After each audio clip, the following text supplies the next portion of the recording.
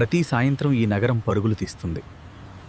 కానీ రవి మాత్రం నిశ్శబ్దంగా తన జీవితాన్ని శుభ్రం చేసుకుంటూ ముందుకు సాగుతున్నాడు. అతని చేతిలో ఉన్న ప్రతి రూపాయి కలల కోసం కాదు, అమ్మకు కావలసిన మందుల కోసం.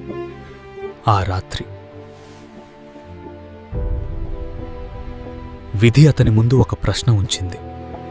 ఒక్క క్షణం ఆకలి మాట్లాడింది, కానీ మనస్సాక్షి ఇంకా బలంగా మాట్లాడింది.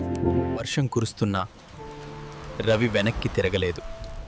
ఎందుకంటే అతని హృదయం ఇప్పటికే నిజాయితీని ఎంచుకుంది. డబ్బు తిరిగి ఇచ్చిన ఆ క్షణంలో రవి ఒకటి కోల్పోలేదు, తనను తానే కాపాడుకున్నాడు. ఏ డబ్బుతోనే జీవితం మారిపోయేది. మారింది సార్, నేను నన్ను కోల్పోలేదు.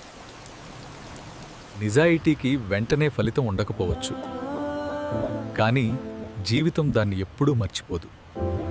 అదే మనిషి తిరిగొచ్చాడు. ఈసారి కస్టమర్గా కాదు, అవకాశంగా. నిజాయితీ అరవదు, అది ఎదురు చూస్తుంది. సరైన సమయానికి నీ జీవితాన్నే మార్చేస్తుంది.